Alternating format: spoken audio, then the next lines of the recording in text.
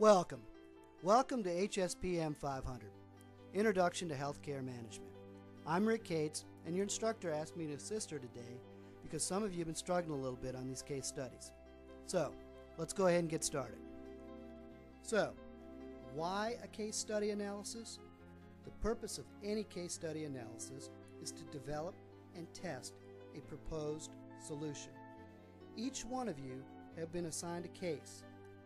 So your objective is to come up with a solution that will solve whatever problem you have identified. So, one of the first components is to figure out who are the stakeholders for your case study. Who has a vested interest in the business that you've been assigned? So carefully think about everyone, not just the owner of the business, anybody that has a vested interest in your particular business. The case background. This is where you, as the student, summarize all the details about your particular case study, from product and services, the management, the philosophy, sometimes called the mission statement, what's the culture within your organization, what are the relationships, what are the dynamics, who are the key players, and any other information that'll help you figure out and solve the problem that you have for your particular business in your particular case study. So, you're brainstorming. I call it blue sky, coming up with all the ideas and all the scenarios that could solve your problem. Write them down, discuss them in your group, discuss them with the people that are stakeholders in this organization, and figure out which one you think is going to be most effective and why it's going to solve your problem for your particular case study. Step 2, you've identified a problem or problems. You've taken the time and you have carefully reviewed all the information. Then, if you have more than one problem, you want to prioritize. Or if you only have one particular problem, you then start working on what is the root cause of this particular problem and how can you solve this problem to improve the business that you've been assigned. Continuing with our discussion on identifying problems. I know your instructor likes to use the word symptoms. You're looking for patterns, things that are leading to this problem or things that are contributing to this problem.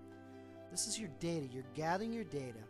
This becomes your information. You're either putting it in tables, tabulating this information, and then you use that information to make knowledgeable decisions on how to address the problem.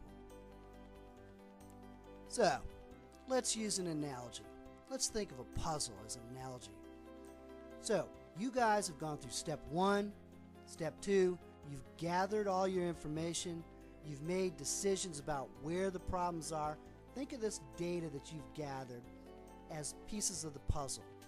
You put all these pieces of the puzzle together, which is your solution, and ultimately you save your business. Alright, next step. Step 3.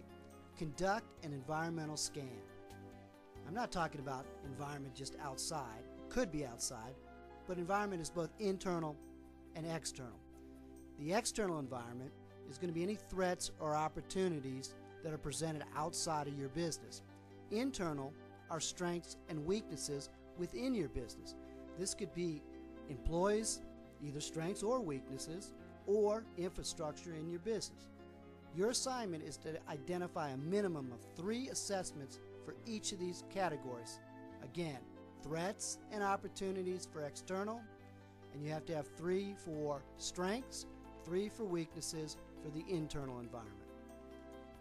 Alright, I think we need to lighten up a little bit, and we've been kind of serious so far, but SWOT is serious, but let's get serious Safat to talk a little bit about SWOT for you. Rick, I really don't want to.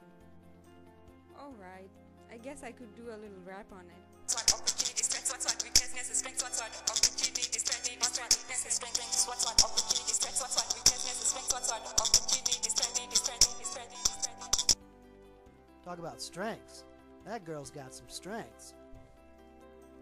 Alright, continuing this discussion after that amazing rap. Conducting an environmental scan. So for your particular business, yours may be a little bit different, but let's hear some examples for you. So strengths. Leadership. It might be your client satisfaction or your staff's commitment to the business. Weaknesses could be your managerial skills, your risk management, or some financial conditions that are affecting your business. Some of the opportunities, some of the strategic alliances or companies that you work with that benefit your company. The community, what's happening, products and other service additions that could be opportunities for your business. And finally, threats, competitors, economic conditions. Think about the economy today. Many businesses have suffered. Or there could be a change in a government policy. So again, basically you're looking for the strengths, the weaknesses, the opportunities, and the threats for your particular business. The next step's pretty easy. You've done all the work, so step 4, you develop a list of your solutions. It looks like your professor is requiring you to have a minimum of 4 solutions. So I'd put them in order from what you feel is the best solution to the one that you think is the weakest. So, step 5, you're going to analyze your solutions. You're going to make a matrix, and you're going to pick some criteria to determine which solution is the best. So your criteria is going to be based on your particular problem. It may address the cost, the quality, the value, the reliability. Again, it's specific to your particular problem. Then you're going to assign a value and weight to each criteria. You're going to score the solutions. And finally, you're going to identify the most appropriate solution for your particular problem, for your particular case. So look at this picture. Your solution should be like that red button. When you implement your solution, your business should once again run like an efficient machine. So, you've analyzed your solutions. Let me give you a real simple scenario. Alright, so my root problem is I'm hungry. Where do I go to eat? My alternative solutions, or my 3 solutions in this particular case, is I can eat at home, I could go down the street to Subway and try one of those new subs with all the Fritos on them, or I can drive across town and go to an expensive steakhouse and treat myself to a filet mignon. So, here's a simple table. 1 is the worst, 3 is the best. So remember my last scenario, I was going to go to the steakhouse. Number 3, so look at cost. Most expensive, got a 1, the worst. Taste, got the best, got a 3. Distance from home, remember it was a long distance, got a 1. And then finally, wait for table, their service was impeccable. We made a reservation, they brought us right in, so they got the best score, a 3. So let's summarize the results. So we're going to take weight times the rank. And so for me, going out to eat, the one that has the highest rank is cost at 40, taste at 30, distance at 20, and wait time at 10. So you multiply those out by how you ranked them, which gives you a total.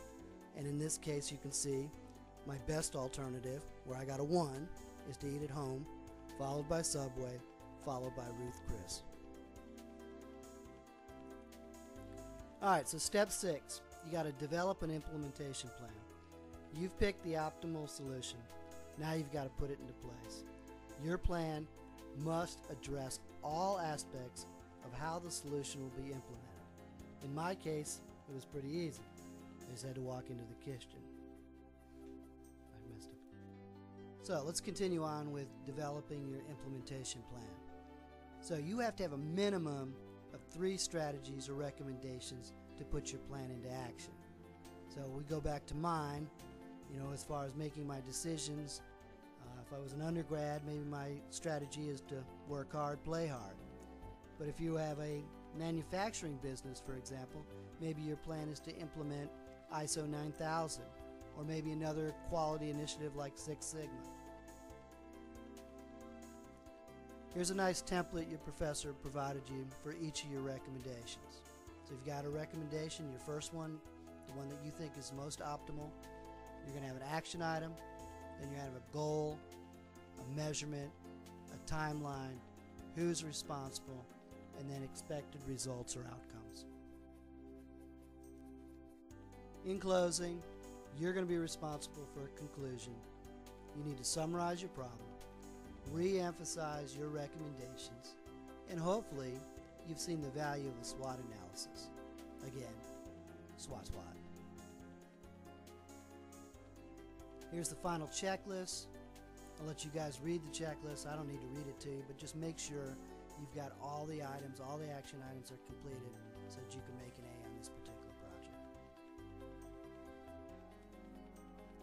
Alright, these are the requirements. You can read those. I don't want to get outdone by your fancy TA, so let me give it a shot and see if I can do a rap for you. Yo, SWOT. I don't know. SWOT. If rapping is my strength or rapping is my weakness, SWOT. Thank you for letting me join your educational community, and don't forget about opportunity. SWOT. Don't make any bets because the world is full of threats.